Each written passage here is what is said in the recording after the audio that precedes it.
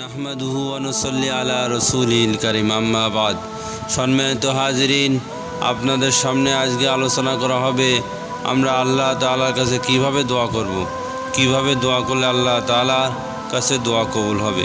মুজাদ্দিদ আল ফেসানি রহমতুল্লাহ আলাইহি তার কিতাবের ভিতরে লিখছেন, প্রতিদিন ঈশার নামাজের পরে আমি প্রথমে 100 বার দুরূদ শরীফ অতঃপর 499 বার লা হাওলা ওয়ালা কুওয়াতা ইল্লা বিল্লাহ 499 বার এই দোয়া পড়ব, আর একবার লা হাওলা ওয়ালা কুওয়াতা ইল্লা বিল্লাহিল আলিয়্যিল আযীম, মোট 500 বার।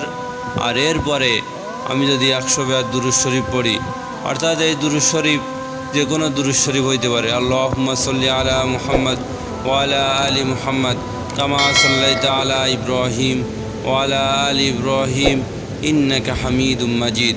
আল্লাহুম্মা বারিক আলা মুহাম্মদ ওয়া আলা আলি মুহাম্মদ কামা বারাকতা আলা ইব্রাহিম ওয়া আলা আলি ইব্রাহিম ইন্নাকা হামিদুম মাজিদ। এটাও বলতে পারি। অথবা আল্লাহুম্মা সাল্লি আলা মুহাম্মাদিন নবিয়্যিল উম্মি ওয়া আলা আলিহি ওয়া সাল্লিম তাসলিমা, এটাও বলতে পারি। অথবা সাল্লাল্লাহু আলা নবিয়্যিল উম্মি, এটাও বলতে পারি। অথবা সাল্লাল্লাহু আলাইহি ওয়াসাল্লাম, এটাও পড়তে পারি। অর্থাৎ 100 বার দুরূদ শরীফ, 499 বার লা হাওলা ওয়ালা কুওয়াতা ইল্লা বিল্লাহ, একবার লা হাওলা ওয়ালা কুওয়াতা ইল্লা বিল্লাহিল আলিয়্যিল আযীম, আর 100 বার দুরূদ শরীফ পড়ে দোয়া করি, ইনশাআল্লাহ আমার দোয়া আল্লাহ তাআলা কবুল করবেন।